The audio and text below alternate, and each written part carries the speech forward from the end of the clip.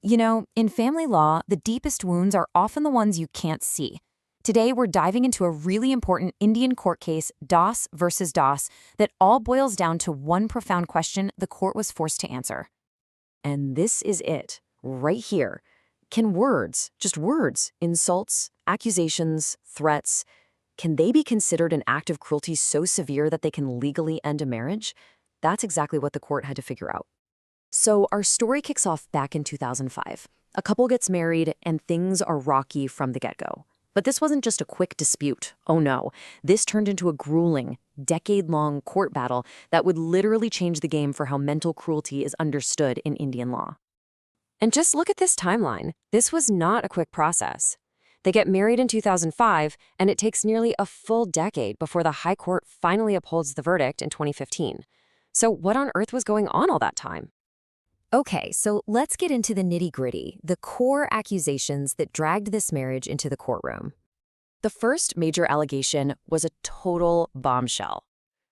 The wife claimed her husband was having an affair with his sister-in-law, a woman he apparently saw as a mother figure. And this wasn't just a heated argument, you guys. This was a formal, written accusation filed in court. But it didn't stop there. The accusations just kept escalating. The wife then claimed the husband had a paranoid disorder, that he suffered from mental hallucinations, and get this, she labeled him and his entire family as lunatics. This was a full-blown assault on his character and his mental state.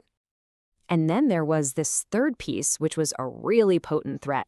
The wife was a lawyer herself, an advocate, and she allegedly used that legal knowledge as a weapon, threatening to use Section 498, a law meant to protect women, to get him and his whole family thrown in jail, basically whenever she felt like it.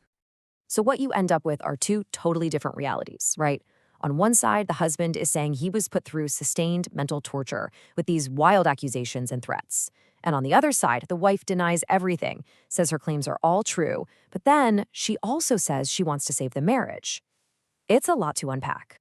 All right, so how did the court even begin to unravel these two completely conflicting stories? Well, they started by framing the whole thing around a few key questions. The court basically broke the problem down into these four big buckets. First, these adultery claims. If you can't prove them, do they count as cruelty? Second, what about the character assassination, calling someone a lunatic? Is that legally cruel?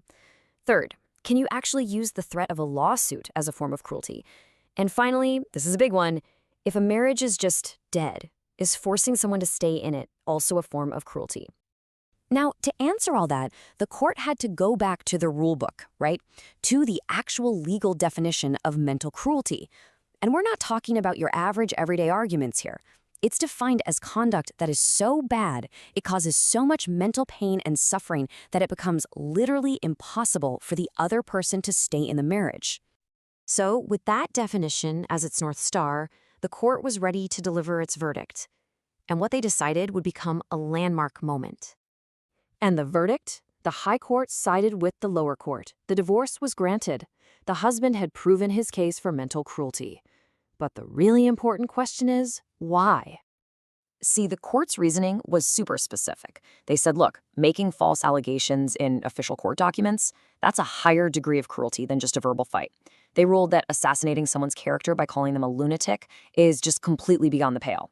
And this is a big one. They decided that a lawyer using their legal knowledge to threaten their own spouse absolutely counts as mental torture. To top it all off, they agreed that trapping someone in a marriage that's already completely broken just makes everyone miserable. So, you might be wondering, what about her saying she wanted to stay married? The court had a powerful take on that. They didn't see it as a genuine wish to fix things. Instead, they said it showed a callous attitude designed only to perpetuate misery for her husband. Wow, that is a heavy statement coming from the bench. And the impact of this verdict, well, it went way, way beyond just this one couple. It sent ripples through Indian family law that we still feel today. So why are we still talking about this case?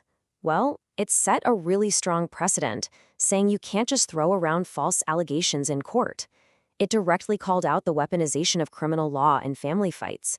It shed a light on the real harm of mental health stigma. And it broadened the whole definition of cruelty to include not just physical stuff, but psychological and legal harassment too. Yeah, Because of all this, legal experts often give this case a solid 4 out of 5 stars. It's a key landmark precedent that's constantly cited because it just lays out so clearly what mental cruelty can look like. And really, the ruling in Das versus Das leaves us with this huge question, one that echoes even more loudly in our modern digital world. I mean, think about it. The court was dealing with written letters and verbal threats. But today, in an age of social media, deep fakes, constant online harassment, what new forms could mental cruelty possibly take? It's a fascinating question that shows just how relevant the principles from this case still are.